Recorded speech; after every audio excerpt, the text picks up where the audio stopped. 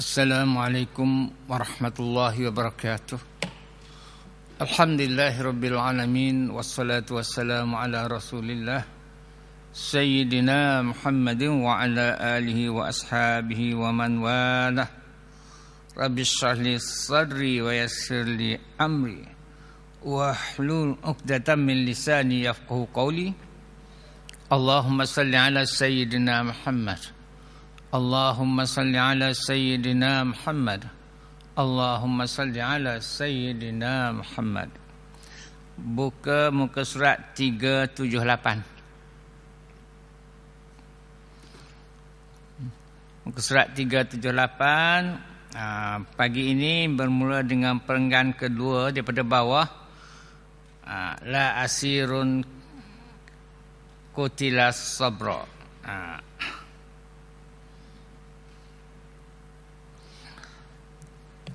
Jadi kita masih lagi dalam bahagian pengurusan jenazah dan kita sekarang bermula bahagian bagaimanakah pengurusan jenazah kepada yang mati syahid. Iaitu sebagaimana kita tahu mati syahid ni maknanya yang mati syahid itu hendaklah jangan dimandikan, jangan dikapankan, tak.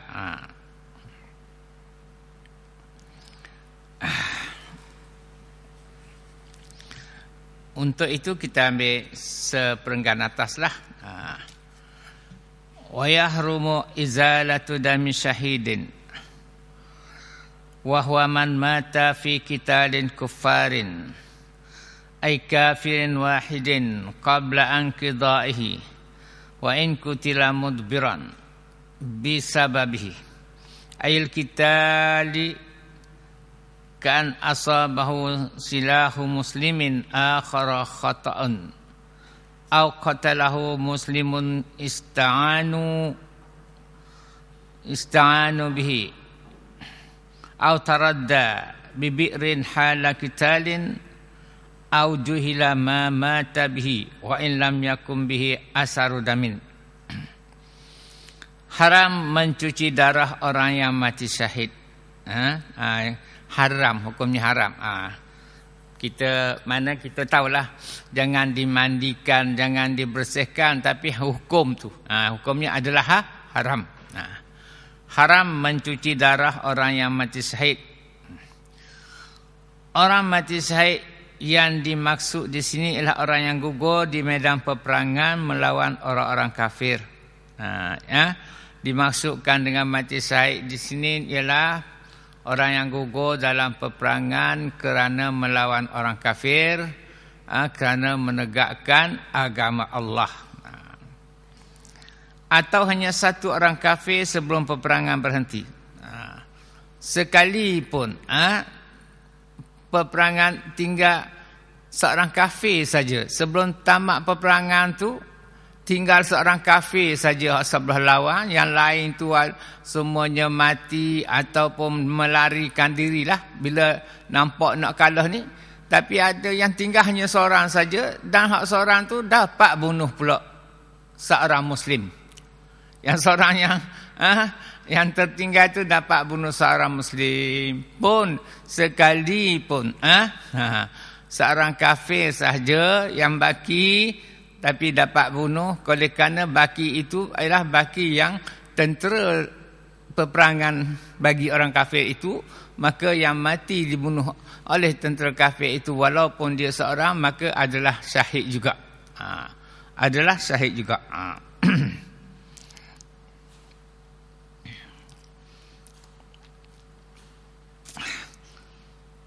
Atau kafir sebelum peperangan berhenti sekalipun dibunuh waktu mundur dari musuh, ataupun sekalipun bila dah melawan peperangan dengan kafir tiba-tiba nampaknya kuat di sebelah sebelah tentera kafir, jadi tentera Islam mengundurkan diri, mengundur untuk membuat strategi ataupun mengundurkan diri. Dan tengah mengundurkan diri itu terbunuh. Terbunuh. Mungkin terkena panah ke apa, mati. Sekalipun dalam mengundurkan diri tetapi masih lagi dalam peperangan, maka si mati itu dikatakan mati syahid juga.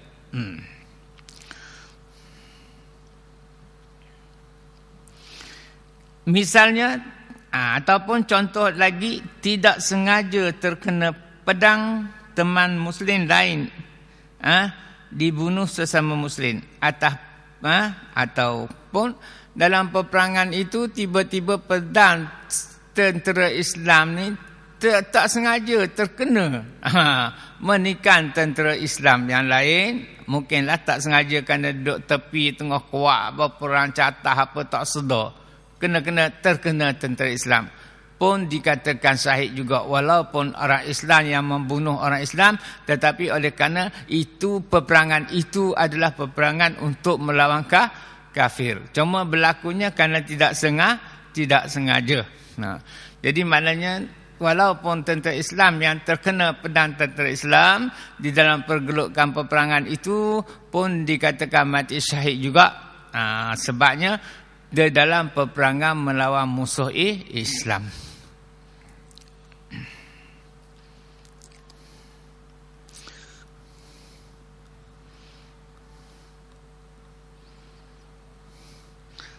Atau terkena pedang teman muslim lain, dibunuh sesama muslim atas permintaan pihak musuh, ataupun orang Islam menyeleweng. Ada tentera Islam menyeleweng, diupah oleh pihak musuh, supaya dalam peperangan itu dia masuk di sebelah kafir untuk melawan orang Islam.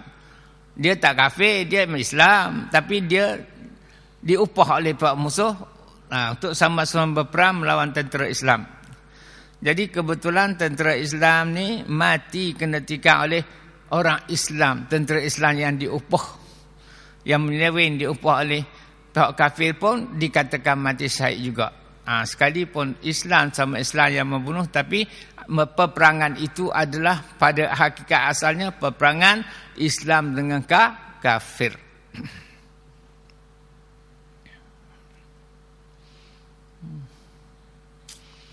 Ataupun dalam peperangan juga, fisabilillah juga, tiba-tiba dah tamat peperangan, kelihatan ada, bila tengok seorang daripada tentera Islam itu ada yang mati, tapi tidak ada tanda-tanda pun yang terluka. Tidak ada tu luka di mana pun tubuh dia, tapi mati juga. Itu maksudnya tidak ketahui sebab kematiannya, sekalipun tidak ada bekas-bekas darah pada tubuhnya, walaupun tak ada bekas darah, tak ada luka, mati. Mungkin disebabkan kedatangan jantung ke apa tengah berperang, mati. Walaupun tidak ada tanda luka di mana-mana disebabkan kena senjata orang kafir, tapi oleh kerana peperangan yang dia masuki itu adalah peperangan untuk melawan tentera kafir, tiba-tiba dia mati sekalipun tidak tahu sebabnya, sebab tidak ada luka-luka pun pada badannya, pun dikatakan syahid juga, sebab matinya itu semasa peperangan dengan kafir. Okey, muka surat 378. Jadi perenggan kedua daripada bawah. Jadi tadi sebagai ulanganlah untuk mengingatkan kita akan siapakah orang yang mati syahid itu. Perenggan yang kedua daripada bawah, la asirun qutila sabra fa innahu laysa syahidin alal asahi li'anna qatlahu laysa bimuqatalatin. Orang tawanan yang dibunuh setelah selang beberapa waktu tidak termasuk mati syahid menurut pendapat yang asah. Sebab dibunuhnya bukan kerana sedang berperang. Katakanlah tentera Islam ni ditawan, ditawan oleh musuh, iaitu oleh musuh Islam lah. Tapi ketika ditawan itu, pihak musuh atau pihak kafir lah membunuh tentera Islam yang ditawan itu. Ketika ditawan, ketika setelah ditawan, setengah hari ke ataupun 1 hari ditawan, maka tentera musuh membunuhlah tentera Islam yang dia tawan itu. Maka matilah tentera Islam itu. Maka oleh kerana dia mati itu adalah dibunuh bukan ketika peperangan. Oleh kerana tentera Islam tadi mati dibunuh bukan ketika peperangan, maka dia dikatakan tidak mati syahid. Okey, itu maksudnya. Orang tawanan yang dibunuh setelah selang beberapa waktu tidak termasuk mati syahid, iaitu orang yang ditawan. Kemudian semasa ditawan itu, selepas peperangan, orang yang ditawan itu pun dibunuh. Maka matilah dia. Oleh kerana dia dibunuh ini kerana dalam tawanan, bukan kerana di dalam peperangan, maka dikatakan juga bukan mati syahid. Bukan mati syahid. Mengikut kaul dan asahnya. Kerana matinya itu bukan dengan berperang. Tak. Sebab dibunuh bukan kerana sedang berperang.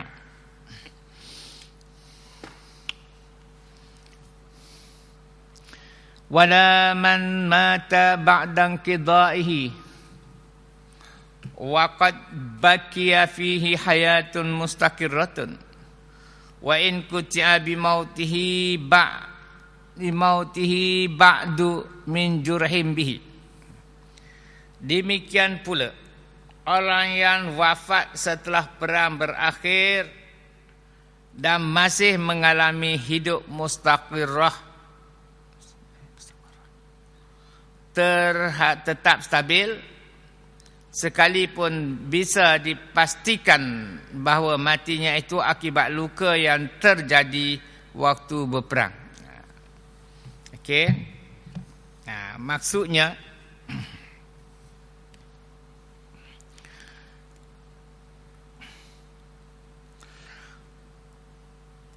orang yang mati yang luka di dalam peperangan tapi tidak mati ketika berperang,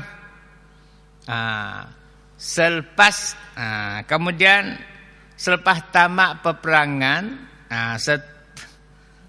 setelah tidak mati ketika berperang, tapi dia luka banyaklah. Luka banyak dikatakan sebagai dalam dia masih hidup hayat mustaqirrah. Ini hayat yang masih mustaqirrah ni, iaitu yang luka itu masih lagi boleh bergerak dirinya. Maknanya boleh pusing tubuhnya, ataupun boleh angkat tangan dia, boleh angkat kaki dia, boleh genjau-genjau kaki. Itu dinamakan hayat mustaqirrah. Lepas pada itu dia pun mati. Sekalipun dia mati disebabkan luka semasa peperangan, tapi oleh kerana matinya itu setelah peperangan tamat, dan dia mati pula lukanya itu setelah peperangan tamat, tapi dia masih kuat lah kata. Hayat mustaqirrah ni mana artinya boleh gerak lagi kaki tangan.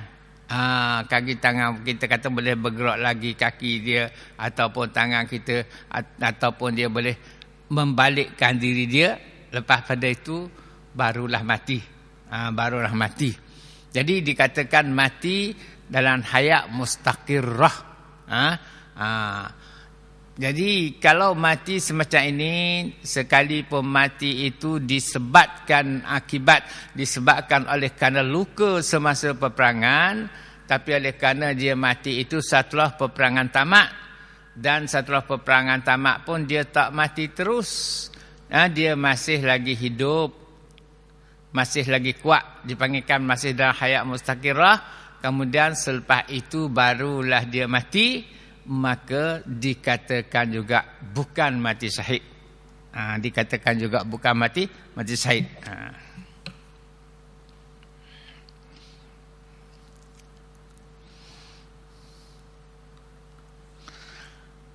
Amma man harkatu mazbuhin indang qidaihi fasyahidun jazman.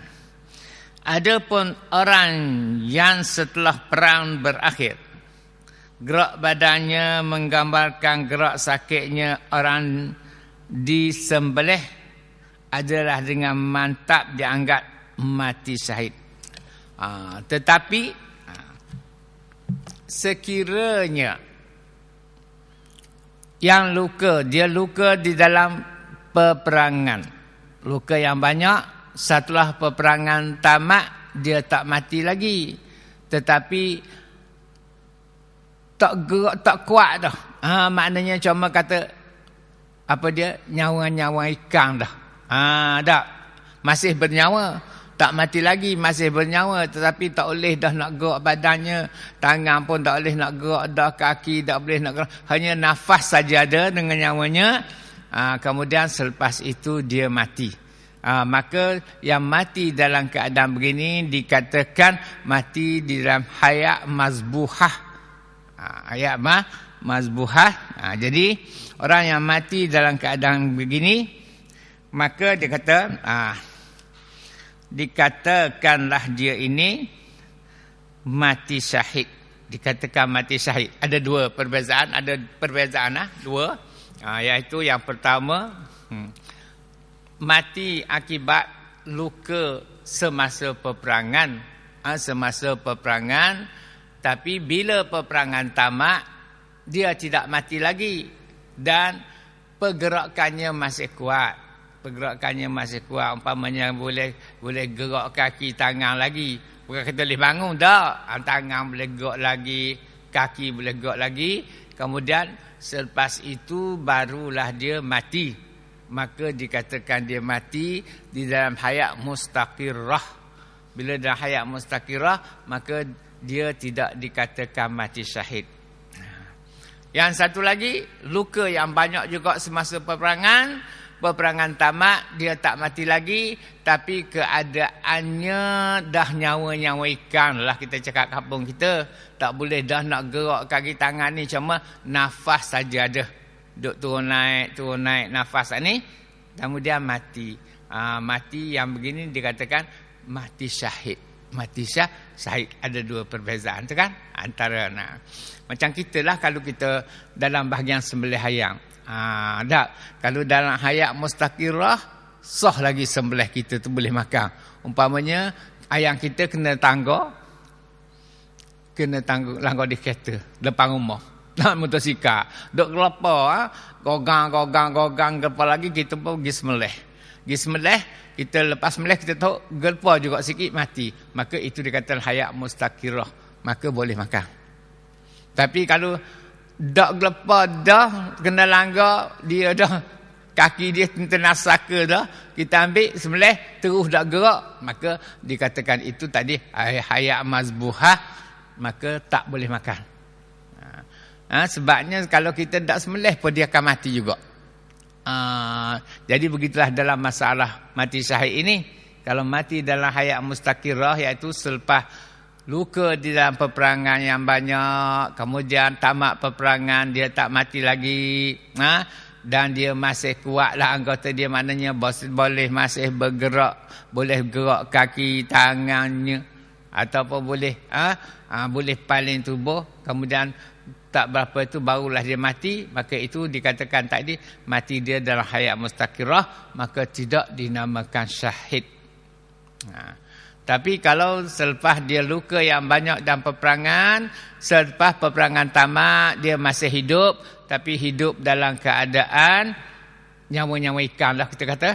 Tak boleh nak gerak dah kita kan, cuba bernafas saja, maka kemudian mati, maka dikatakan dia mati syahid. Boleh lah, beza.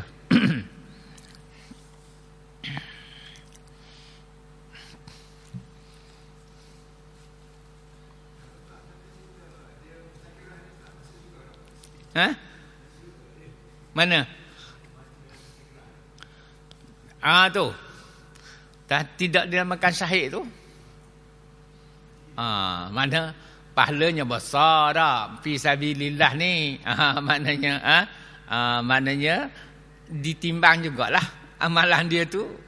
Pahala yang dikurniakan tu ditimbang, beratlah sebesar ni, tapi tak bolehlah nak kata terus masuk surga. Sebab bila tidak dinamakan syahid, tak bolehlah dikatakan terus dapat masuk surga. Tapi pahala dia berjuang fi sabilillah itu amat besar.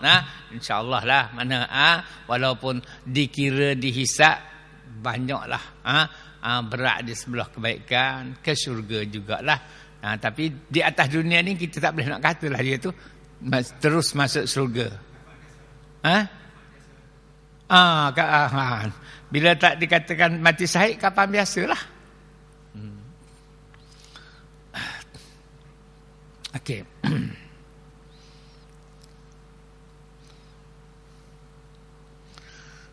Ada pun orang yang pada waktu peperangan berakhir ia berada dalam harakat mazbuhah. Nyawa-nyawa ikan. Maka ia itu mati syahid secara putuslah. Mana secara putus artinya secara sahih lah. Dia itu adalah mati syahid. Iaitu harakat mazbuhah ni, iaitu orang yang berkenaan itu tidak boleh mendengar dah, panggil pun tak nyaut dah, melihat dan tidak boleh bergerak dah, mata pun tak memandang kiri kanan dah, gerak pun tidak dah dengan gerak yang maka itu dinamakan harakat mazbuhah, iaitu nyawa ikan. Maka bila dia mati dikatakan mati syahid. Yang dikatakan hayat mustaqirah itu ialah hidup yang membolehkan orang yang berkenan itu hidup sekadar sehari atau 2 hari lagi. Selepas daripada tamat peperangan, maka dia dalam keadaan luka parah. Tapi dia hidup, tadi saya sebut kata masih boleh bergeraklah kaki tangannya. Kalau nak ikut pun kata hidup yang memboleh orang berkenan itu hidup sekadar sehari ataupun 2 hari. Dalam keadaan yang kuat lah sikit, boleh bergerak lah, boleh ngiring ke, ataupun kepala ni boleh pusing kanan, lenggak pusing kiri pula, ataupun tangan ni boleh bergerak. Sehari atau 2 hari lagi mengikut apa yang dikatakan oleh Imam Nawawi. Yang begini dikatakan hayat mustaqirah, iaitu adalah hidup yang membolehkan orang yang berkenaan itu hidup sekadar sehari atau 2 hari lagi mengikut apa yang dikatakan oleh Imam Nawawi dan Al-Imrani. Jadi bila kata hayat mustaqirah, maka dia mati bukan mati syahid.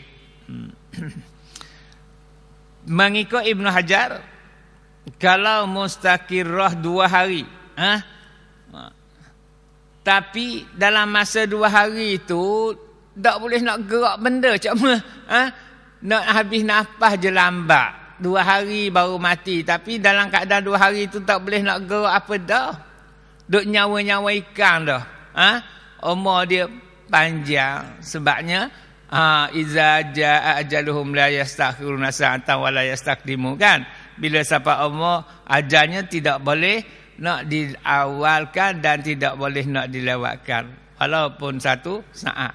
Jadi dah takdir umur dia tu nak mati, tunggu masa bila dia mati, walaupun dia tak gerak dah selama 2 hari, dah tak gerak, nyawa-nyawa ikan, tapi nak tunggu saat kematian yang ditentukan tak?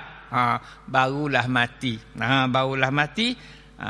Maka kata Imam Ibn Hajar, walaupun 2 hari tapi tak gerak-geri, mata pun tak kelip dah, cuma nafas saja.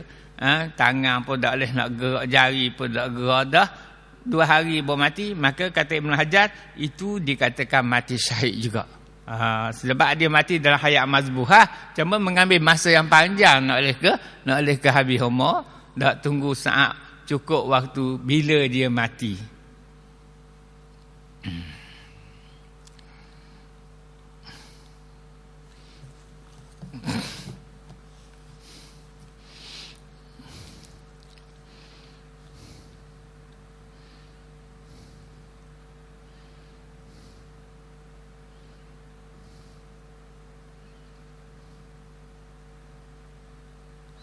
Okey.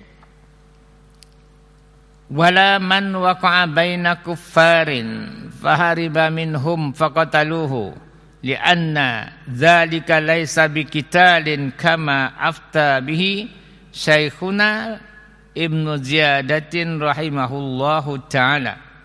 Tadi dia kata dah al-hayat mustaqirrah wal hayatul mustaqirrah ma tajuzu an yabqa yauman aw yaumaini ala ma qalahu an-Nawawi wal Umran. Hidup mustaqirah menurut pendapat An-Nawawi dan Al-Imrani adalah hidup selama 1 atau 2 hari. Okey.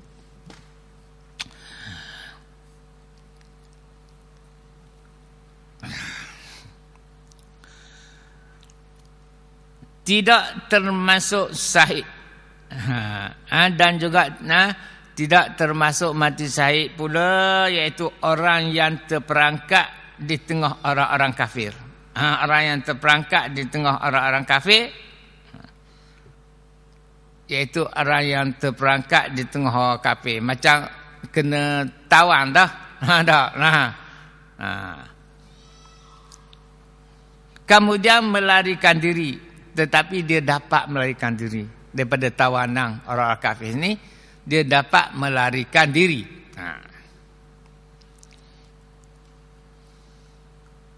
Dan akhirnya tertangkap. Dia lari tapi dikejar, dapat tangkap balik. Dan tentera kafir pun bunuhlah dia. Lagu mana? Sebab, tapi oleh kerana disebabkan kematiannya bukan kerana berperang tak. Sebab peperangan tamat dah. Peperangan tamat dah, dia ditawan. Dalam tawanan itu dia dapat melarikan diri. Dapat tengok. Peperangan sudah tamat. Beberapa tentera Islam dapat ditawan. Tidak terbunuh, dapat ditawan. Peperangan telah tamat. Tiba-tiba salah seorang daripada tentera Islam ini dapat melarikan diri. Semasa dalam tawanan itu dapat melarikan diri, dan tentera kafir pun mencarinya, dapat tangkap, lalu dibunuh. Okey, lalu dibunuh. Jadi dia kata oleh kerana sebab kematiannya itu bukan kerana berperang, perang tamat dah, tapi dia telah ditawan. Telah ditawan, kemudian dia lari. Dia lari ditangkap. Bukanlah lari itu dia di perang dah, ditangkap. Sebab dia melari, ditangkap, kemudian dibunuh. Sebagai orang tawanan yang kena bunuh lah. Jadi bukan kerana berperang menurut fatwa yang dikeluarkan oleh guru kita Ibnu Ziyad rahimahullahu ta'ala. Jadi dia kata bukan juga mati syahid. Tidak termasuk syahid pula orang yang terperangkap di tengah orang-orang kafir, kemudian melarikan diri dan akhirnya tertangkap semula lalu dibunuh. Jadi dia kata ambil atas tidak termasuk syahid. Matinya itu tidak termasuk syahid. Sebab kematiannya bukan kerana berperang. Sebab kematiannya itu bukan kerana mati dalam peperangan, tidak. Bukan kerana berperang, tidak. Menurut fatwa yang dikeluarkan guru kita Ibnu Ziyad rahimahullahu ta'ala. Wala man qatalahu iktialan harbiyyun dakhala bainana. Demikian juga orang yang dibunuh kerana bujukan tipuan kafir harbi yang menelusup di tengah-tengah kita Muslim. Begitu jugalah seorang kafir harbi, dia masuk di dalam kawasan kita, kumpulan kita orang Muslim. Dia menunjuk baik, menunjuk baik. Kemudian dalam tunjuk baik tu dia bunuh seorang Islam. Maka walaupun matilah orang Islam itu dan dibunuh pula oleh kafir harbi pula tu. Jadi walaupun orang Islam mati dibunuh oleh seorang kafir, Sekalipun kafir harbi, tapi oleh kerana kematian itu dibunuh, bukan kerana berperang, tidak, kerana dibunuh secara curi ke secara tipu helah, maka juga tidak dikatakan mati syahid.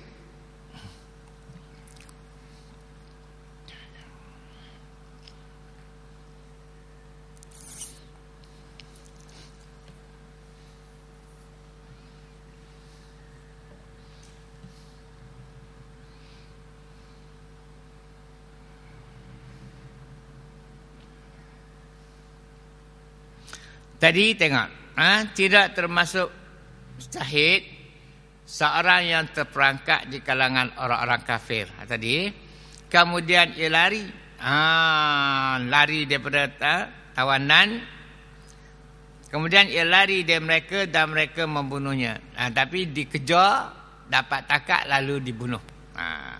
Maka tidak dikatakan syahid juga kerana kematian itu bukan berlaku melalui peperangan, sebagaimana yang difatwakan oleh syekh kami iaitu Ziyad rahimahullah ta'ala.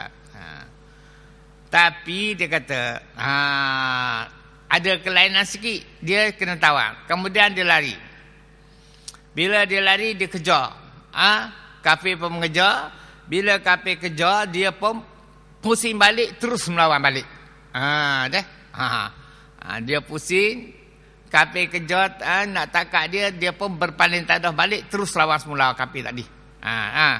Kemudian berperang dan mati jugalah. Sebab dia tak ramai tawanan ni, seorang dua orang tu. Lari, dikejar oleh kafir. Dalam kejar-kejar dia pun paling ngadak balik kafir, hunus pedang semula, lawang. Lawan kafir, kemudian matilah dia. Okey, maka itu dikatakan mati syahid sebab ada perlawanan. Sebab ada perlawanan, pertempuran antara dia dengan orang kafir, dengan tentera kafir. Tapi kalau hak mati ni, ditawan, dia tak melawan, terus dibunuh, maka tidak dikatakan syahid. Hak yang kedua ni, dia lari, dikejar, kemudian dalam kejar-kejar dia berpaling tadah balik, terus melawan semula. Oleh kerana dia sikit, tentera Islam ni tak ramai, dia cuma 2 orang saja, kafir ni ramai yang memburu dia, matilah dia. Dan kalau mati oleh kerana ada berlakunya pertempuran, mati dia itu ada berlakunya pertempuran, maka ia dikatakan mati syahid.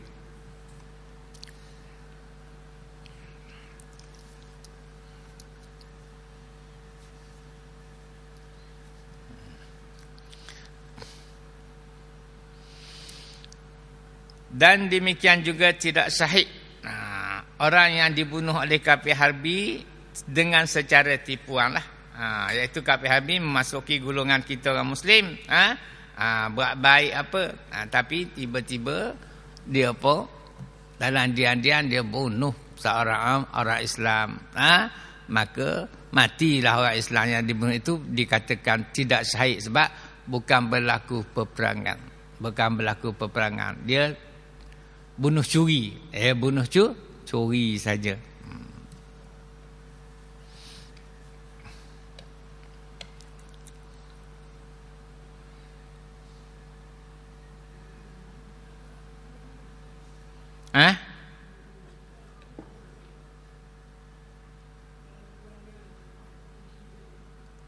Dalam peperangan lah.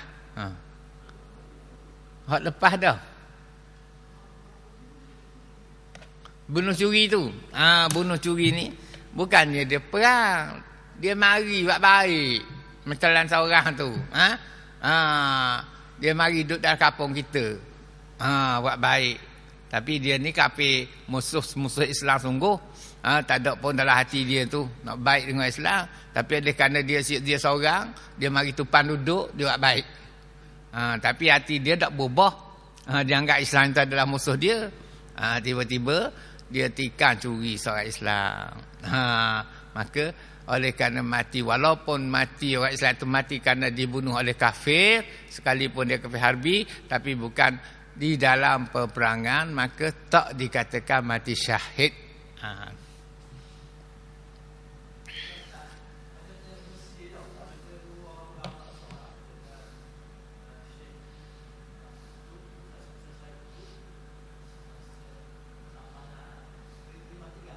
Ha.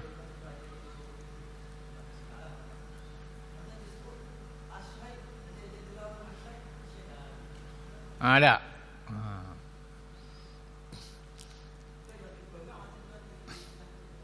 Ya.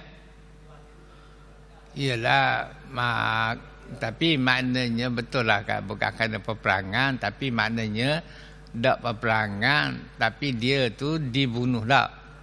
Dibunuh disebabkan dia menegakkan agama. Tak disebabkan dia menegak agama. Itu maknanya secara perseorangan lah. Dan dia itu dibunuh kerana dia menegakkan agama. Kan dia menegakkan agama. Maka dikatakan syahid lah. Memanglah tak berperang. Memang nak berperang. Macam mana dia seorang? Cuma ditangkap disebabkan dia itu menyebarkan agama dengan sempurna lah, kita kata tak? Sebab Mesir itu Islam dah. Dengan sempurna, maka dia ditangkap lalu dibunuh. Lalu dibunuh. Maknanya dia ditangkap lalu dibunuh. Maknanya kalau nak perang, kalau beri pedang pun dia perang, tak menang juga.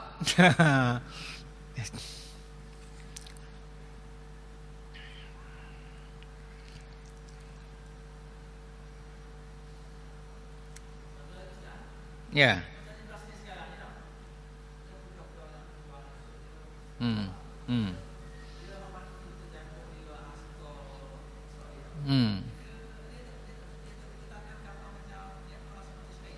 Iyalah tak? Lah. Memanglah dia mempertahankan tu. Diserang dan dia melawan. Tak. Melawan, dia melawan. Dia diserang dan melawan, tapi oleh kerana sikit dengan alat peperangannya dengan tangan saja, nak lawan dengan hati dengan mesegan apa tak.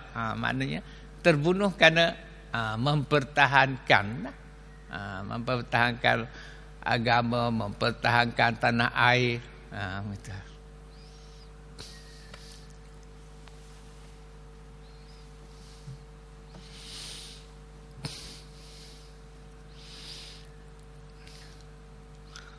Semangat juang dia kuat lah. Baik mati berlawan daripada mati melarikan diri, kena tembak juga. Kalau lari pun kena tembak juga. Lebih baiklah lawan. Pasal mati rasa memang menang, tak menang dah. Hanya harap pertolongan daripada Allah lah. Takdir yang akan berlaku tu. Memanglah semangat dia nak menang. Tapi tengok pada tenaga musuh tu dengan tenteranya, dengan alat peperangannya tak. Kalau nak kena kita ni pada lari kecut ya. Tak. Tapi dia kuat. Semangat dia. Bagi dia kalau mati pun syahid lah. Sebab dia mempertahankan. Mempertahankan agama, bangsa dan tanah air.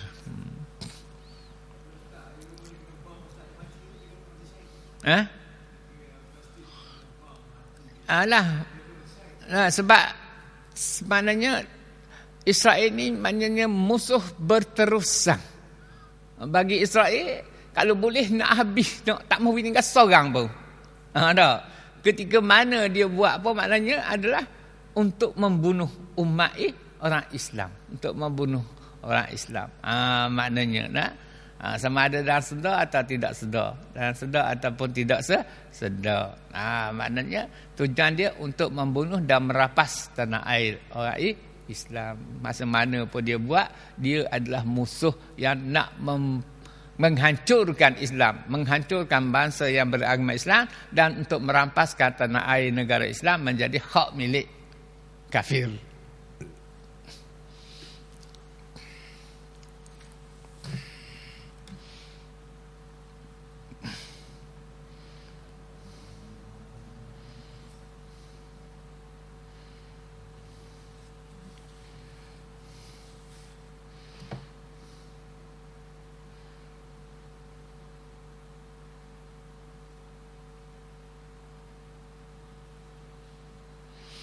Wala man qatalahu tialan harbiyyun dakhala bainana. Demikian juga orang yang dibunuh kerana bujukan tipuan kafir harbi yang menelusup di tengah-tengah kita Muslim, artinya berpura-pura masuk dalam kumpulan orang Islam buat baik. Tiba-tiba dia bunuh curi.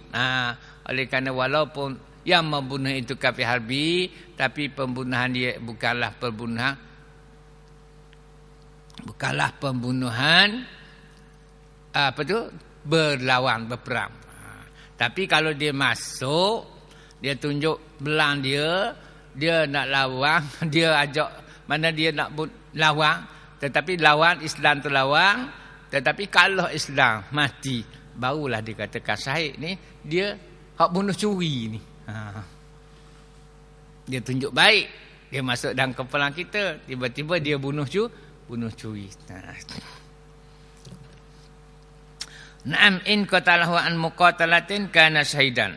Tetapi kalau terbunuh itu lantaran mengadakan perlawanan, tapi kalau dia berlawan, mula-mula baik, tiba-tiba dia tunjuk tu, kemudian dia pun waktu beklah senjata dia, tunjuk maka hak Islam pun lawanlah. Tiba-tiba terbunuh Islam, maka itu dikatakan syahid lah, dikatakan syahid. Tetapi kalau terbunuhnya itu lantaran mengadakan perlawanan, pertempuran, maka menurut nukilan Sayyidus Samhudi dari Al-Qadan adalah termasuk mati syahid jugalah. Tetapi kalau bukan dia bunuh curi, tengah-tengah baik dia cabar. Dia cabar Islam tu, maka berlakulah perlawanan. Walaupun seorang sama seorang, tiba-tiba kalau Islam mati, maka oleh kerana berlakunya pertempuran, maka itu dikatakan syahid jugalah. Mengikut fatwa yang dikeluarkan oleh Syed Samhudi dari Al-Khadim, termasuk sahih.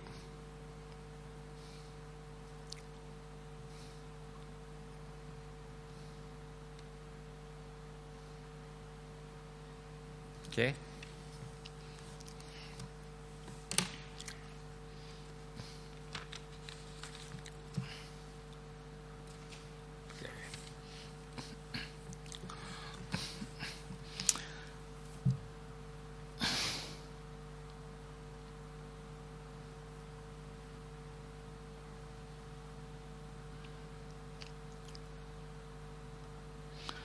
Wad tu sadah taik sikit tu, wakufina tu bukan kufina, dufina dah. Dia terpengaruh nak kata kafan dalam Melayu tu, dia berkufina. Asalnya bahasa Arabnya dufina. Ayat yang pertama tu dalam kurungan tu. Wadufina nadban, bukan wakufina dah. Wadufina nadban syahidun fi siyabihi allati mata fiha wal mutalla'atu bid dawami aula li ittiba' wal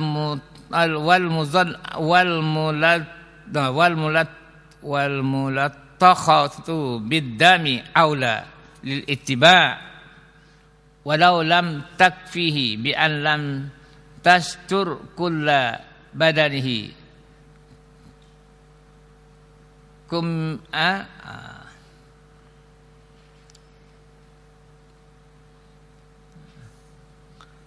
kummita wujuban. Orang mati syahid sunnah dikafani dengan pakaian, dikafani memakai pakaian, dikafan dengan pakaian yang dipakainya waktu mati. Waktu dia berperang mati dengan pakaian itulah sunat dikafankan. Sunat dikafankan dengan pakaian yang dia mati ketika berlakunya peperangan. Yang perlu iaitu pakaiannya yang mati itu yang berlumuran darah lebih utama untuk mengkafaninya. Orang yang mati syahid lebih utama hendaklah dikafankan dengan pakaiannya yang dia mati berperang. Yang berlumuran dengan darah itu adalah lebih utamalah kita lakukan sebagai ittiba', sebagai mengikut. Apabila tidak mencukupi, misalnya tidak bisa menutupi seluruh tubuh, seandainya pakaian dia itu tak cukup untuk menutupi, buat kapan menutupi seluruh tubuh, maka wajib disempurnakan dengan menambah yang lain lah. Maka wajiblah kita mencukupi kapannya yang boleh menutupi daripada kepala kepada kaki, ditambah dengan kain yang lain.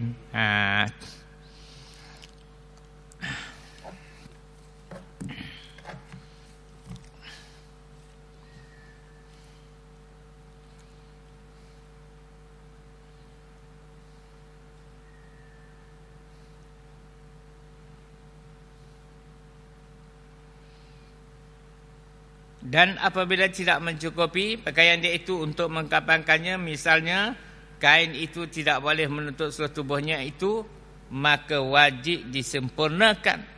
Wajib kita sempurnakan kapan itu dengan mengambil kain yang lain lagi bagi menyempurnakan kapannya. Wajib ditambahkanlah dengan kain lain untuk menyempurnakan kapan tu yang tertutup daripada kepala sampai kepada kaki. Tapi yang pertamanya mesti dengan pakaian yang dia mati di dalam peperangan itu yang berlumuran dengan darah. Tidak boleh, jangan, dan haram membersihkan darah yang ada pada pakaiannya itu. Kerana dikatakan besok bila dibangkitkan daripada kubur, dengan pakaian yang mati syahid itu, darahnya berbau harum daripada kasturi lagi.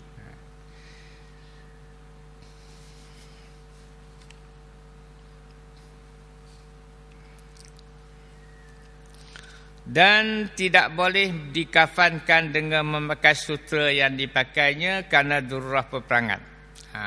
Seandainya dia pakai pakaian sutra pergi berperang, kerana darurah peperangan, mungkinlah maknanya sutra ini lebih tahan. Agaknya bila kena senjata, sutra lebih tahan daripada kain biasa. Jadi dia pun pakai pakaian sutra, baju sutra ke jubah sutra pergi berperang. Walaupun dan dia mati, walaupun pakaian dia pakaian itu sutra untuk apa tu? Untuk darurah ke peperangan, maka sutra itu wajib dibuangkan daripada mayat itu. Tidak boleh nak dikafankan dengan pakaian sutra yang dia mati dalam peperangan itu. Taklah wajib dibuang, dia kata. Wajib dibuangkan daripada mayat ini. Yakni hendaklah ia dikafankan dengan pakaian lain daripada sutra itu, sebab sutra itu tidak diharuskan bagi lelaki. Tidak diharuskan bagi lelaki dah. Makna walaupun dia pakai dalam peperangan, mati dalam peperangan fisabilillah dengan jubah sutranya, maka wajib dibuangkan baju sutranya itu dan digantikan dengan kain yang biasalah untuk kafannya. Sebab sutra itu adalah, kerana sutra itu tidak diharuskan bagi lelaki memakainya ketika hidup. Apatah lagi ketika mati untuk dibawa ke alam kubur. Setakat itu dulu pada pagi ini, insya-Allah.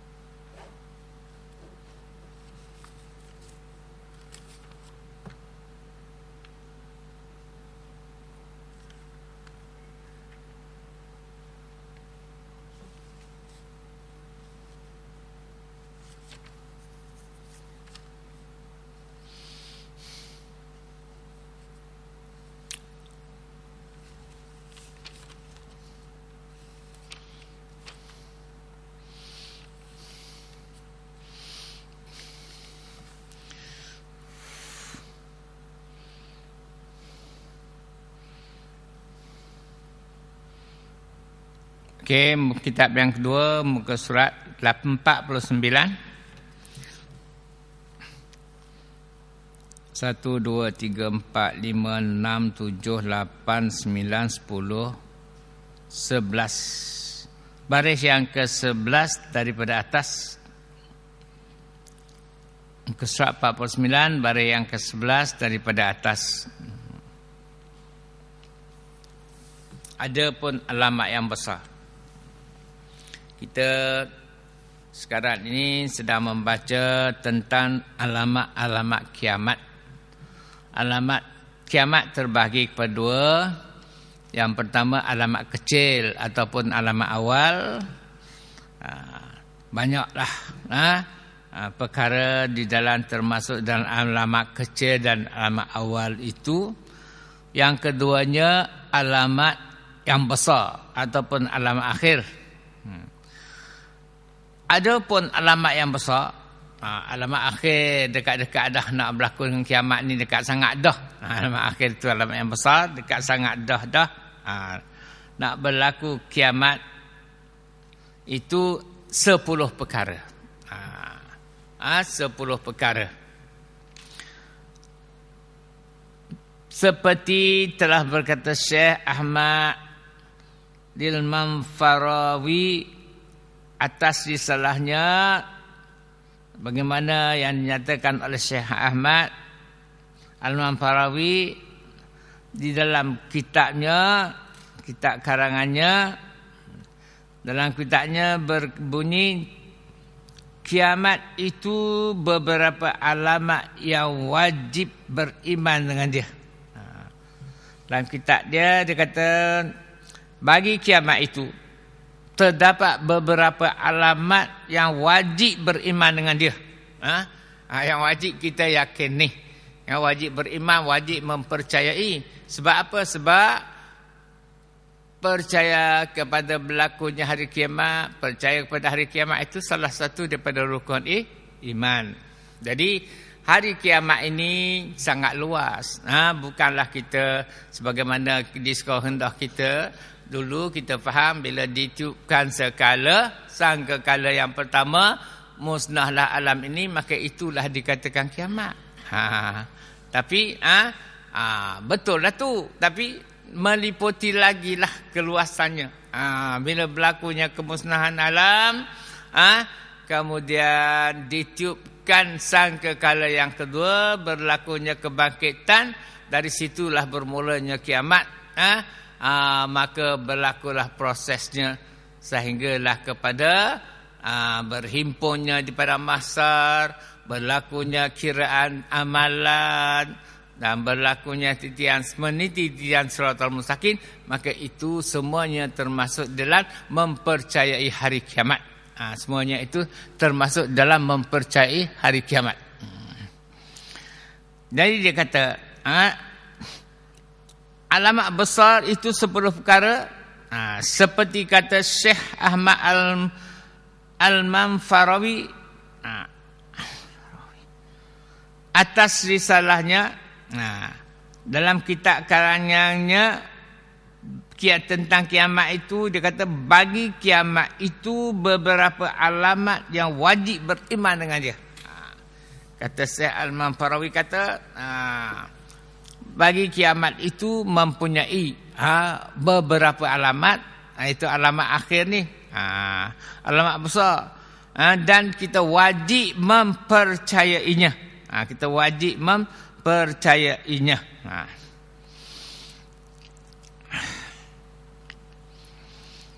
Wajib beriman dengan dia. Dan iaitu atas 2 bagi. Dan 10 daripada alamat besar tadi terbahagi kepada 2 pula. Terbahagi kepada 2 pula. Pertama kubra. Pertama alamat besar. Dan keduanya surah. Dan yang keduanya ialah alamat kecil. Alamat besar dan alamat kecil. Tapi bila berlaku salah satu daripada 10 ini, menunjukkan dunia ni dah hampir sangat dah dengan kiamat. Hampir sangat dah dengan kiamat. Maka yang sukra itu telah lalu. yang sughra itu telah lalu dan yang kubra itu 10. Ayat ni begini pula. Tadi kata ada pun alamat yang besar itu 10 perkara seperti telah berkata Syekh Ahmad Al-Manfarawi atas risalahnya. Bagi kiamat itu beberapa alamat yang wajib beriman dengan dia, dan iaitu atas 2 bahagi. Nah, kata 10 itu terbagi kepada 2 pula. Tetapi ayat yang berikutnya, pertama kubra dan kedua sughra, maka yang sughra itu telah lalu. Kita telah sebut, telah baca dah. Dan yang kubra iaitu 10. Nah, yang muafakat ulama itu lebih 5 perkara. Kata 10 perkara. Setengah kata pula lebih daripada 5 perkara. 5 perkara. Tak kira 6, 7, 8, 9, 10 ke? Pertama dia kata alamat yang besar, alamat hampir sangat dah dunia nak kiamat, iaitu keluarnya Dajjal. Keluarnya Dajjal. Dan ada pendapat mengatakan bahawa Dajjal itu telah ada dah. Sejak zaman Nabi kita lagi dah ada dah. Tapi cuma dia tak keluar lagi. Tidak keluar lagi. Masih dibelenggu. Masih ditahan oleh Allah Subhanahu Wa Taala, sebab belum sampai lagi masanya untuk berlaku kiamat dah. Tapi telah hampir dah, dan tak keluar adanya Dajjal itu menunjukkan dunia ni telah hampir dah nak kiamat, kerana dia adalah merupakan alamat besar, alamat awal bagi berlakunya kiamat. Jadi bila keluarnya Dajjal akan keluarnya Dajjal maknanya dekat sangat adalah dunia ni nak kiamat. Dan ada pendapat mengatakan Dajjal tu sudah ada dah daripada sekarang, sejak zaman Rasulullah lagi, tapi masih ditangkap oleh pentadbiran Allah Subhanahu Wa Taala. Masih lagi ditangkap dan tidak dilepasnya. Bila dilepasnya, maka ternyatalah keluarnya Dajjal, dunia ni dah dekat sangat, dah nak kiamat. Pertama keluar Dajjal. Dan kedua turun Nabi Isa. Turun Nabi Isa tak?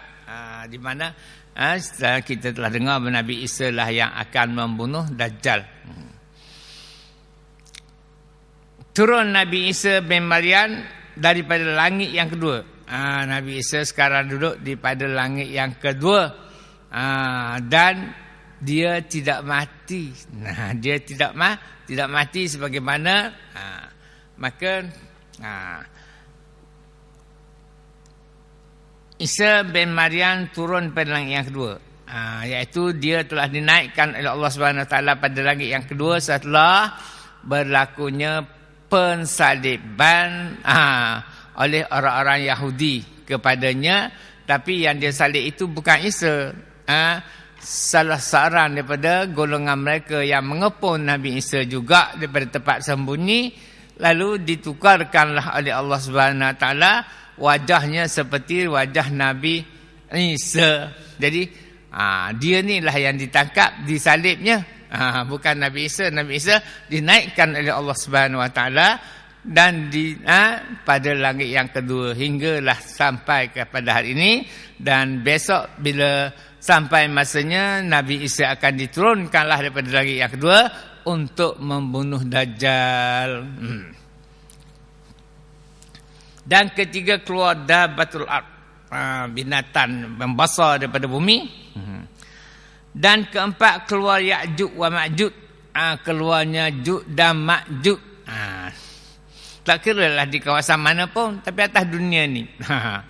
Di China ke Afrika apa, asalkan dia itu Ya'juj wa Ma'juj, maka kita naklah yakin perkara ini wajib akan berlaku. Dan keenamnya naik matahari daripada pihak maghrib, naik matahari daripada pihak matahari jatuh. Habis 5 perkara yang besar yang diyakini sangatlah.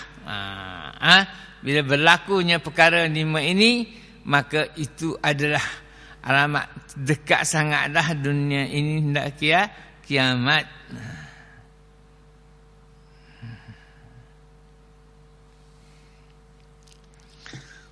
Dan 5 perkara lagi ikhtilaf, iaitu berbeza pada pandangan ulama. 5 perkara itu. Yang 5 yang awal tadi muafakat. Semuanya ulama menyatakan begitu. Tapi yang 5, yang ke-5 terkemudian ini perkara ikhtilaf padanya. Iaitu tidak muafakatlah, ada berlawanan pandangan para ulama. Pertama, terselannya bumi dengan masyriq. Dunia matahari, dunia di sebelah timur tenggelam. Dan terselam dengan maghrib, begitulah juga bumi di sebelah matahari jatuh pun juga terselam. Dan terselam dengan jazirah Arab. Dan asap dengan negeri Yaman. Terkeluar asap yang banyak daripada negeri Yaman. Dan api keluar daripada telaga negeri Adan. Api keluar daripada tenaga pada negeri Adan. Dekat negeri Yaman juga, di pantai negeri Yaman. Dikatakan dia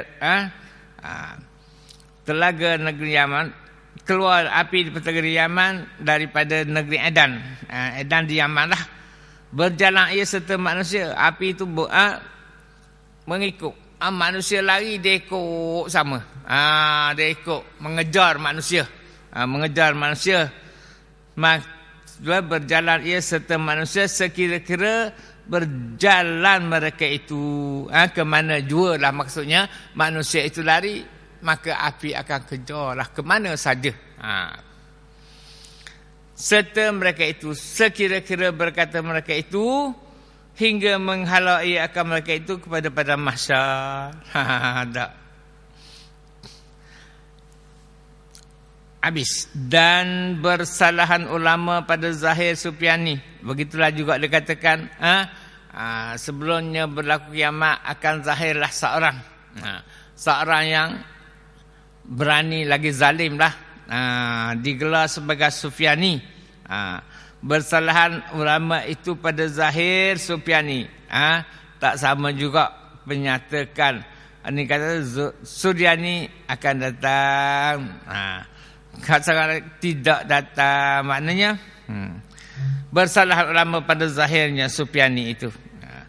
Maka dikatakan setengah daripada alamat kubra juga, dia adalah juga zahirnya seorang yang dibangsakan, digelar dengan Sufyani itu merupakan salah satu daripada tanda alamat kubra bagi berlakunya kiamat. Dan hendaklah kami memulai dengan mengikuti Sufyani. Dia kata, dan kami ini, pengarang kita ni kata, nak memulakan dah.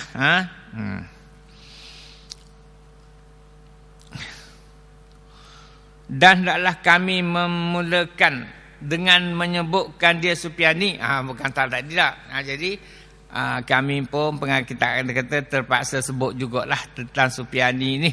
Sekalipun dia iaitu merupakan tidak muafakat sama ada turun atau tidaknya bila hampir dunia kiamat.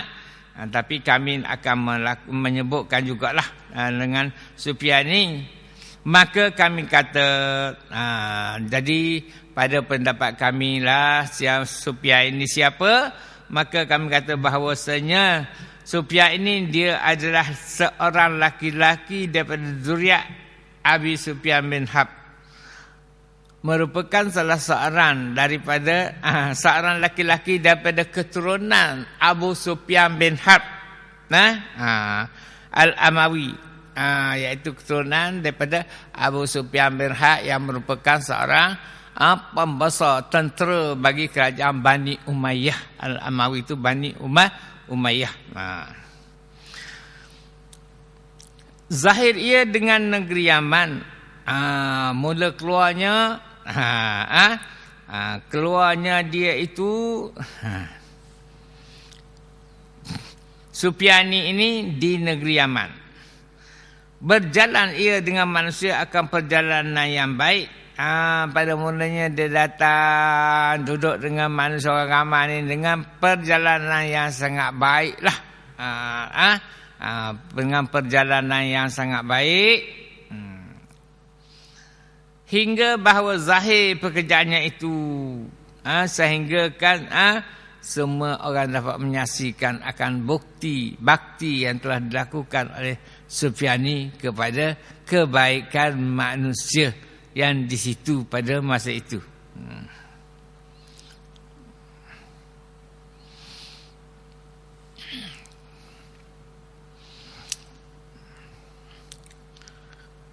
Berjalan ia dengan manusia perjalanan yang baik, artinya dia masuk. Berjalan ia dengan manusia perjalanan yang baik, artinya dia menjalankanlah pentadbiran menjalan dengan cara yang sangat baik untuk menawang hati manusia pada masa itu. Mula dia tolong tu, maka dia menunjukkan dirinya sebagai seorang yang sangat baik, seorang ketua yang sangat baik.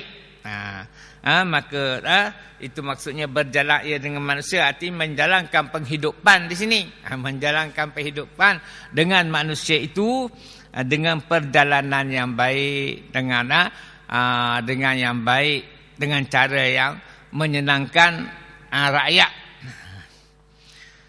Hingga bahawa zahir pekerjaannya itu lama mana dia buat pekerjaan baik ni, tunjuk dia seorang yang baik, yang adil, yang aman dan makmurnya itu, sehinggalah dah semua dah rakyat manusia ini percaya kepada dia, memberi sokongan kepada dia,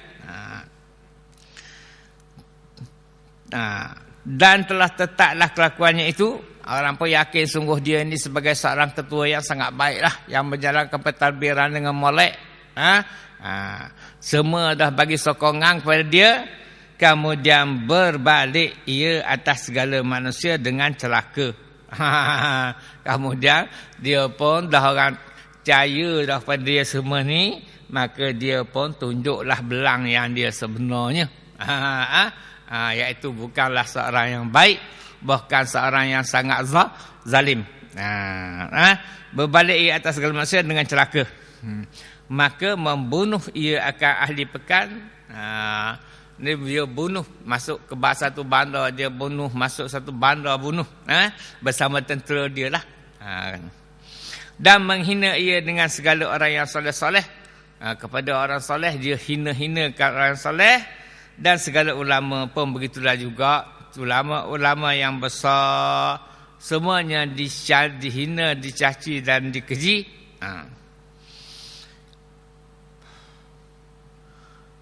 Dan menjalan ia pada manusia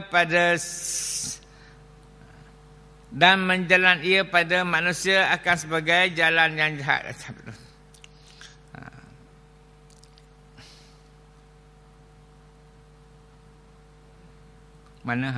Menghina dengan segala orang soleh-soleh dan ulama-ulama yang besar-besar, dan menjalan ia pada manusia akan sebagai jalan yang jahat. Dulu jalan baik, tunjuk kebaikan, sekarang ni melakukanlah pemerintahan dengan secara penindasan lah pula. Dengan segala yang jahat, dengan segala penindasan.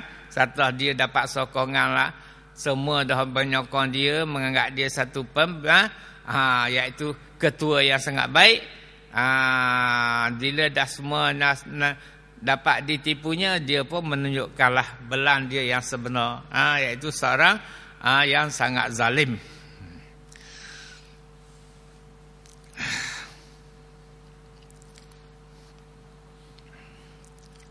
Lagi mengejutkan hingga sampai berkesudahan pada negeri Syam, berhimpun atasnya beberapa kabilah. Banyaklah dia berjalan merata sampailah kepada negeri Syam, negeri Suria sekarang.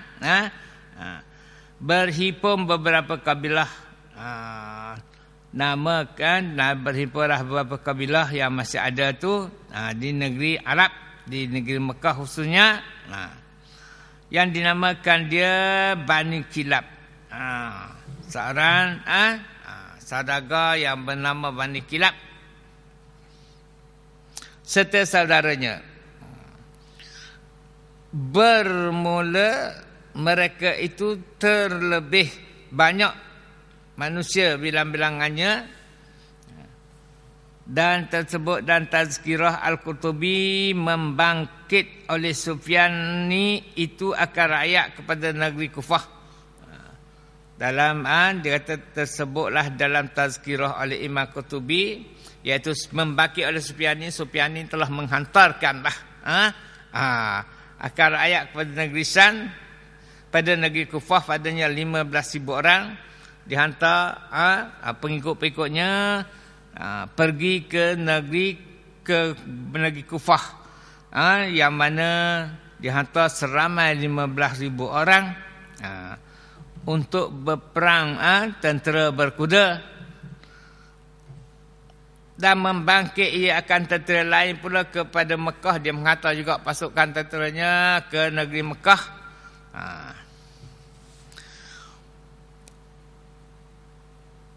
Kerana berperang, kerana untuk memerangi Imam Mahdi. Artinya Imam Mahdi dah turun lebih awal daripada dia. Kemudian dah dia mendapat sokongan merata dan ni dia pun hantarlah tenteranya untuk menyerang Imam Mahdi yang berada di kata Mekah itu, sebagaimana ternyata di dalam hak yang zahir.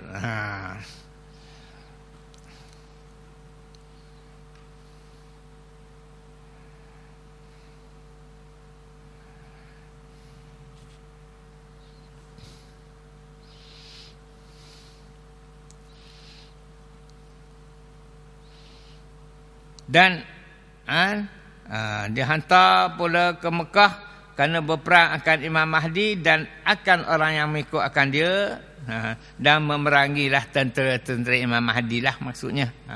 Maka ada pun tentera yang pertama, maka bahawasanya sampai ia kepada Kufah dan mengalah ia atas negeri Kufah.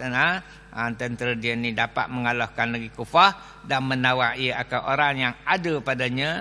Semuanya rakyat di Kufah itu ditawannya daripada tak kira lah sama ada segala perempuan, kanak-kanak, semuanya ditawan, dan membunuh ia akan segala laki-laki yang balik. Dan hak laki-laki dia bunuh belaka. Kalau tinggal takut berotak balik, sampailah kepada mana-mana yang baru balik pun dia takap belaka, dia bunuh. Macam sekarang lah kita dah tengok dah, Israel duk buat tu pada Palestin, tak kira dah wanita, kanak-kanak semuanya dibunuh belaka.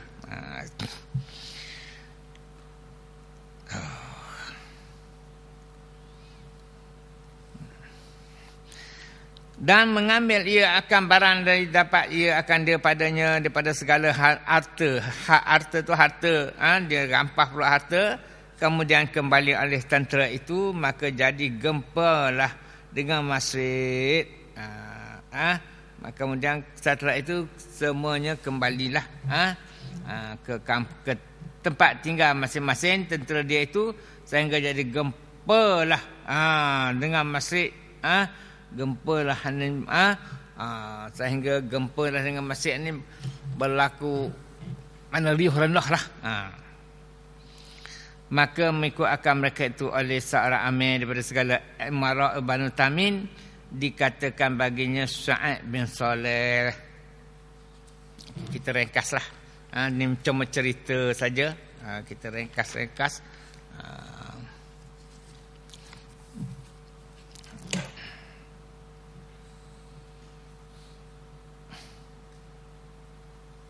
Ini kisah dia lah, asal usul Sufyani siapa-siapa. Tapi yang kita boleh pegang, dia adalah seorang ketua tentera yang jahat lah kepada umat manusia, khususnya umat Islam lah yang ada pada masa itu.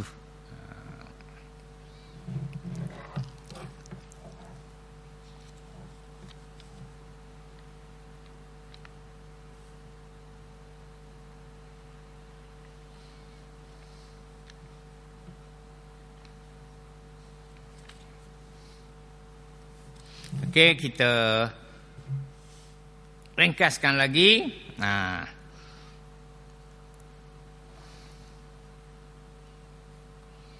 Kita ambil 1, 2, 3, 4, 5, 6, 7, 8, 9, 10, 11. Baris yang ke-11. Daripada bawah. Maka ia pun menghimpun segala askar lalu berjalan. Ia berhadap kepada Mekah, iaitu menuju ke negeri Mekah. Berjalanlah Imam Mahdi itu dengan segala orang yang sertanya berhadap kepada Sufyani. Maknanya, dan pada masa itu dia pergi ke Mekah untuk memerangi Imam Mahdi. Dan Imam Mahdi pun mempertahankanlah, berjalanlah bersama tenteranya. Tak membagilah Sufyani dan tenteranya dapat rapat betul-betul ke kawasan kota Mekah. Imam Mahdi pun memerintahlah tentera-tenteranya berangkat menuju keluar daripada kawasan kota. Dengan segala orang yang sertanya berhadapan kepada Sufyani. Maka bila bertemu berlakulah peperangan. Berperanglah Mahdi itu dengan Sufyani. Maka dengan takdir Allah adalah penolong itu bagi Imam Mahdi. Maka dengan takdir Allah, Allah Subhanahu Wa Taala, dengan bantuan Allah, Allah Subhanahu Wa Taala memberi kemenangan kepada Imam Mahdi. Maka Sufyani pun pecahlah perang dan tentera, maka berlakulah peperangan. Pecahlah perang, berlakulah peperangan antara tentera-tentera Imam Mahdi dengan tentera Sufyani. Pecahlah perang dan disembelih orang akan Sufyan itu. Disembelih orang akan Sufyan itu, dan iaitu laki-laki daripada anak Khalid bin Yazid Ibnu Abi Sufyan. Tambung tubuhnya dan mukanya, itu kita tak perlulah membacanya, menceritakan tentang bagaimana sifat peribadi pula Sufyani.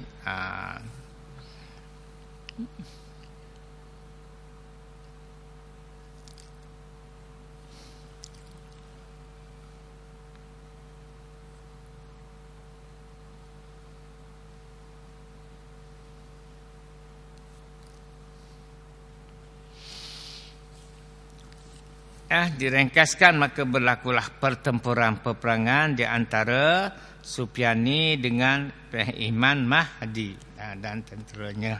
Jadi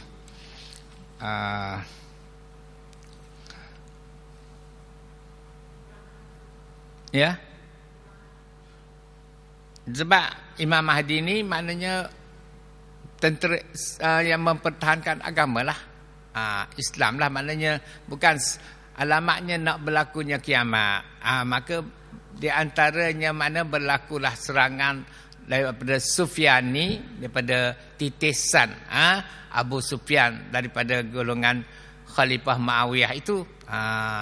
Jadi mulanya Islam jugalah.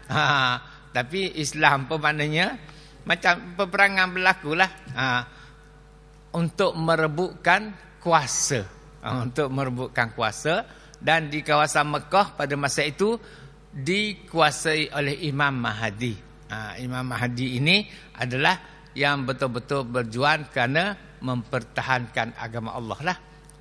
Kita akan dengar siapa Imam Mahdi ini, pasal pada menyatakan Imam Mahdi, iaitu dia adalah titisan Rasulullah melalui Siti Fatimah lah. Melalui Siti, anak titisan daripada Fatimah. Itu maknanya berlaku huru-hara dululah dunia ni sebelumnya berlakunya kiamat. Huru-hara lah maknanya tentera ni menakluk tentera ni. Macam kita tengok sekarang lah di Iraq tu kan sama-sama Islam lah. Sama-sama Islam. Di Suria begitu jugalah sama-sama Islam. Tapi Islam yang macam mana itu? Islam yang menyeleweng dengan Islam yang tidak menyeleweng. Begitulah maknanya nak menceritakan bahawasanya di antaranya alamat akhir nak berlakunya kiamat itu keluarnya Sufyani. Sufyani iaitu titisan daripada Abu Sufyan. Abu Sufyan dipanggilkan Sufyani, dan maknanya Sufyani pula akan bertempur pula dengan Imam Mahdi yang merupakan ketua bagi kawasan Mekah pada masa itu. Jadi banyak sangat. Kalau baca ni lambat pada cerita Gimari hok tula je ni. Orang ni kata gini. Ya. Berperang tu.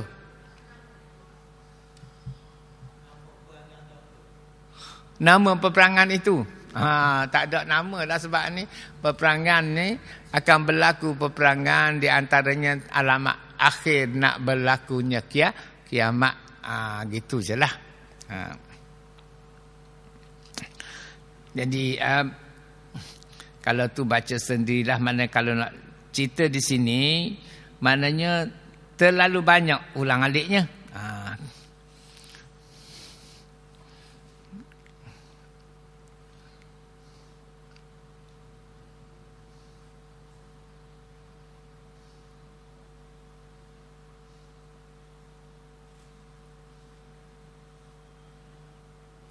Kalau kita tengok maknanya baris yang ketiga daripada bawah tu, muka surat 50 tak?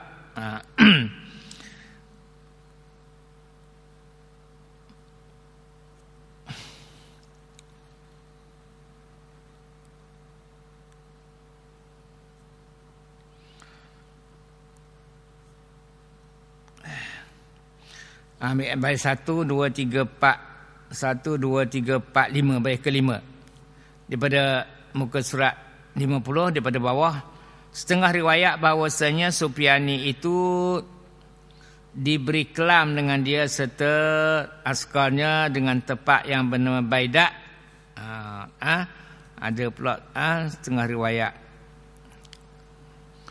mengatakan dinamakan Baidak telah mangkul akan dia oleh Alamatul Manfarawi. Daripada tafsir Nasafi, maka mudah-mudahan murad dikehendaki dengan kena sembelih Sufyani itu ada daripada riwayat As-Sayuti Az-Zahri yang iaitu adalah amir daripada pihaknya, dan yang demikian itu kerana bahawasanya disebut daripada Nasafi bahawa segala sahabat Sufyani itu adalah ia 3 firqah. Puak-puak yang menyokonglah sahabat Sufyani ada 3 puak, 3 firqah. Satu firqah tinggal ia dengan negeri Kufah. Satu golongan puak duduk tinggal di negeri Kufah, dan satu firqah pula, satu puak pula berjalan ia pada pihak Yusra, dan satu firqah datang ia akan Madinah. Dan atas mereka itu seorang laki-laki daripada Bani Zuhrah, maka menghadir oleh mereka itu kan ahli Madinah, maka membunuh ia dalam Madinah. Ini tentera-tentera dia lah. Satu angkatan tentera dia pergi ke Madinah dan membunuh rakyat Madinah ni. Membunuh ia dalam Madinah itu akan sebagai bunuh yang amat banyak. Banyak membunuh orang-orang Madinah pada masa itu, hingga sampai darahnya akan kepala yang kena potong, dan membunuh ia daripada ahli baitul Rasulullah, dan dia membunuh pula keluarga ahli bait Rasulullah ni, keluarga Rasulullah sallallahu alaihi wasallam, iaitu seorang laki-laki dan seorang perempuan, dan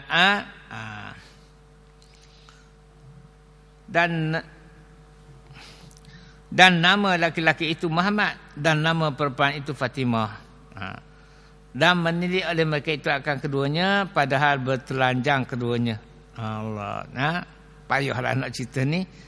Laki-laki itu nama Muhammad bukan Rasulullah. Ni ada titisan lah. Titisan daripada Rasulullah, dan seorang lagi bernama Fatimah. Menilik oleh mereka itu akan keduanya itu, padahal bertelanjang keduanya. Maka mana dia takak dia menelanjangilah Muhammad dan Fatimah ini. Makna begitu kufurnya dia tak namanya kufurnya.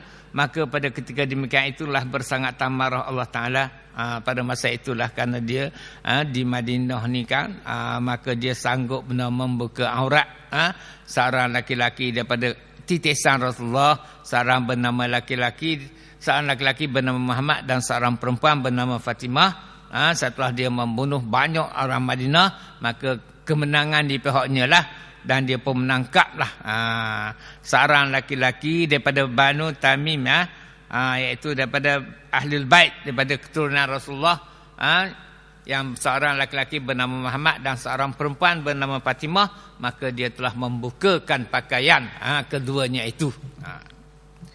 Bertanya keluarnya, maka pada ketika itulah dengan perlakuan yang sangat kejam terhadap ahli Madinah, sehingga dia sanggup pula mengaibkan kepada titisan Rasulullah, iaitu dia menangkap seorang laki-laki dan seorang perempuan, lalu dia pun menelanjangilah kedua-dua itu. Maka pada ketika itu Allah Subhanahu Wa Taala pun sangat murkalah kepada mereka itu. Bersangat tamarah Ta'ala atas mereka itu, maka sampailah waliullah Imam Mahdi. Maka setelah dia melakukan demikian, maka keluarlah Imam Mahdi. Terbitlah Imam Mahdi, sampailah waliullah Imam Mahdi. Maka keluar ia dalam 30 laki-laki, bersama Imam Mahdi itu 30 orang laki-laki. Maka sampai khabarlah akan segala orang yang mukmin oleh keluarnya Mahdi itu. Maka tersebarlah kepada orang mukmin yang berada di Mekah, di Madinah, tentang Mahdi ini telah keluar, telah dilahirkan, telah dizahirkan oleh Allah Subhanahu Wa Taala. Maka datanglah mereka itu akan Imam Mahdi itu. Lalu mereka pergilah, penduduk Madinah pun pergilah Mekah mengunjungi Imam Mahdi daripada sekalian pihak negeri lah. Dan rindu mereka itu pada Mahdi.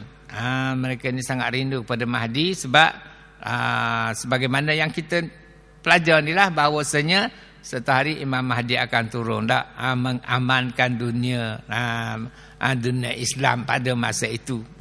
Disebabkan dah terlalu terkena kezaliman yang telah dilakukan oleh Sufyani.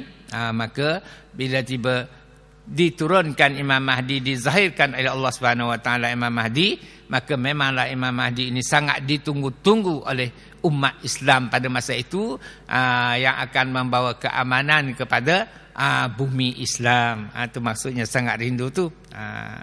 Macam sekarang lah, maknanya sangatlah kalau puak-puak negeri di negeri Suria, di Palestin, memanglah sangat tunggu akan kepertolongan daripada Allah Subhanahu Wa Taala terhadap umat Islam dan bumi Islam pada masa sekarang ni pun. Jadi begitulah maknanya berlakunya di akhir zaman nanti diperandakan oleh seorang yang bernama Sufyani terhadap umat Islam untuk menakluk dunia Islam. Maka semua rakyat Islam mengharapkan hanyalah Mahdi lah yang dapat mempertahankan. Jadi bila dah terdengar Imam Mahdi telah dizahirkan, dikeluarkan oleh Allah Subhanahu Wa Taala bersama dengan 30 orang pengikutnya, maka semuanya mereka ini datang berkunjunglah kepada Imam Mahdi, dan seperti rindunya semua umat Islam pada masa itu pada Imam Mahdi, seperti rindunya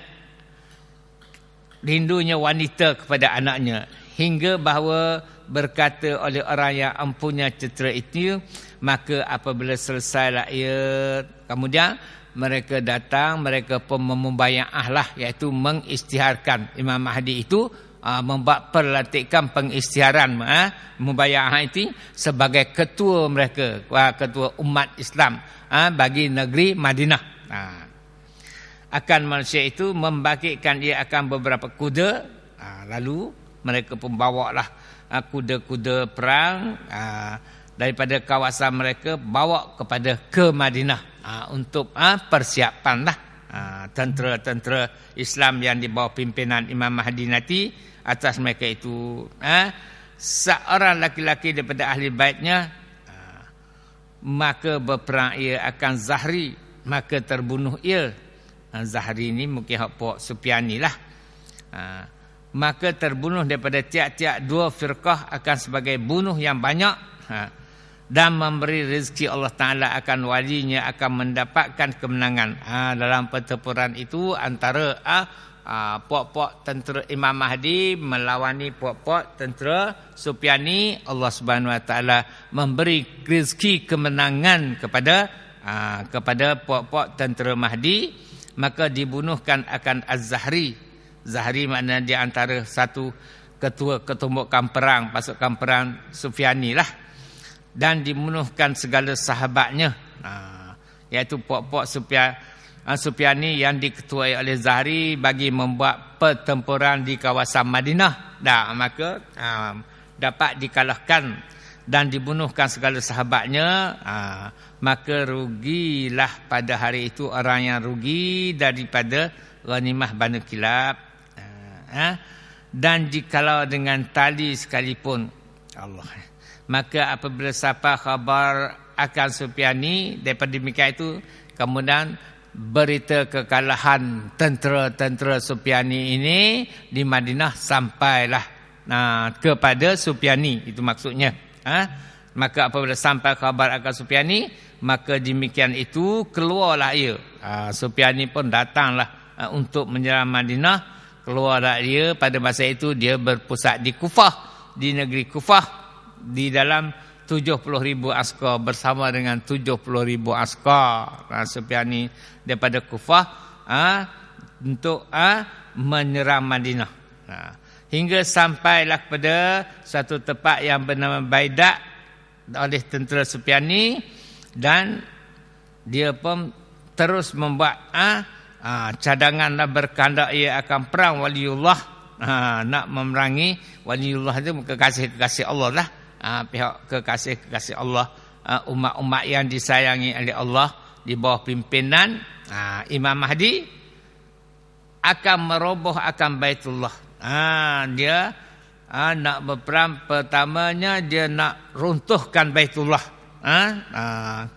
Tiba-tiba antara demikian itu dengan Baidak, tiba-tiba seorang laki-laki berkuda daripada askarnya, maka keluar laki-laki itu pada menuntut akan Sufyani. Tiba-tiba dan akan meroboh akan Baitullah. Tiba-tiba antara demikian itu, dalam keadaan demikian itu, iaitu dengan Baidak, ketika tentera Sufyani sampai dah kepada Baidak, satu kawasan berhampiranlah dengan Mekah, tiba-tiba seorang laki-laki berkuda daripada askarnya datang. Tiba-tiba datanglah seorang laki-laki berkuda daripada askar Sufyani. Maka bila sampai, maka keluar laki-laki itu pada menuntut akan Sufyani. Dan bila sampainya, dia pun mintalah, mencabarlah, menuntut supaya Sufyani keluar. Dan telah dibangkit oleh Allah Ta'ala akan Jibril, maka memukul ia akan bumi itu dengan kakinya, maka tenggelam oleh Allah Azza wa Jalla dengan Sufyani. Mana dapat datanglah pertolongan daripada Allah Subhanahu Wa Ta'ala. Bila seorang laki-laki saat ni, tentera saat ni keluar mencabar supaya Sufyani keluar daripada tempat dia. Bila Sufyani keluar, maka Allah Subhanahu Wa Ta'ala pun menghantarlah malaikat Jibril. Lalu Jibril pun mengasenjarlah kaki dia itu, tenggelamlah oleh Allah Azza wa Jalla dengan Sufyani. Maka Sufyani pun tenggelam di dalam bumi yang telah kita nak kata benda di apa ni digetok kaki dah di situ. Jibril mengetok kaki jadi lubang yang dalam, maka dengan sendirinya Sufyani pun terjatuhlah di dalam lubang itu. Bekas hentakan kaki Jibril. Jibril tak nampak. Dan segala sahabatnya pun jatuh habislah di dalam lubang yang bumi yang terbuka dari hentakan kaki Jibril itu. Dan kembali laki-laki itu menunung Kemudian laki-laki yang memanggil Sufyan itu kembalilah naik kuda dia, dan maka berhadap akan dia oleh Jibril. Berjumpalah pula dengan Jibril. Tak cerita siapa laki-laki itu. Maka bertanya oleh laki-laki itu, berjumpa dengan Jibril. Jibril ini dengan wajah seorang manusia lah. Maka bertanya oleh laki-laki itu, apa gempa ini di dalam askar? Lalu bila laki-laki yang menunggang kuda saat ini, bila berjumpa dengan Jibril yang menyamarkan diri sebagai seorang laki-laki, lalu dia pun bertanya lah, apakah gempa ini yang telah berlaku sehingga terbukanya bumi dengan agak luas, terjatuhnya Sufyan dan bersama pengikutnya ke dalamnya itu. Dia kata, bertanya oleh lelaki itu, apa gempa ini dalam askar? Maka lalu memukul akan dia oleh Jibril dengan sayapnya. Lalu Jibril pun kebahlah sayap dia, maka berpaling mukanya ke belakang pada tempat tengkoknya, maka berjalan ia hundur belakang, wallahu a'lam. Maka berpaling mukanya ke belakang. Berpaling mukanya ke belakang, kali wallah muka Jibril lah paling ke belakang pada tempat tekaknya, maka berjalan ia hundur belakang, wallahu a'lam. Yang dapat dikatanya. Jadi berikutnya pada menyatakan Imam Mahdi. Sejarah pula tentang Imam Mahdi ini, siapa dia, bagaimana dia diturunkan oleh Allah Subhanahu Wa Taala. Pun banyak panjang juga ni, terpaksalah direngkas-rengkas. Saya balik dulu merengkas-rengkaskan supaya tidaklah, sebab banyak ni disebabkan banyak periwayat mengatakan Imam Mahdi begini-begini, yang ni kata begini-begini, tu jadi panjang tu. Sampailah pada 2 muka, 3 muka, 4 muka, sampai 4 muka setengah. Jadi maknanya untuk banyak yang menceritakan perkara yang sama oleh periwayat menyebabkan jadi panjang. Tapi kita tengoklah apa yang patut kita ambil lah pada minggu hadapan. Amin ya rabbal alamin. Bismillahirrahmanirrahim. Alhamdulillahirabbil alamin. Hamdan yuwafi ni'amah wa yukafi mazidah. Ya Rabbana lakal hamdu kama yanbaghi li jalali wajhika wa azimi sultanik. Allahumma salli ala sayyidina Muhammadin wa ala ali sayyidina Muhammad. Allahumma inna na'udzubika minal hammi wal hazan, wa na'udzubika minal ajzi wal kasal, wa na'udzubika minal jubni wal bukhl, wa na'udzubika min ghalabatid dani wa qahri rijal. Wa sallallahu ala sayyidina Muhammadin wa ala alihi wa sahbihi. Walhamdulillahirabbil alamin. Taqabbalallahu minna minkum taqabbal ya karim.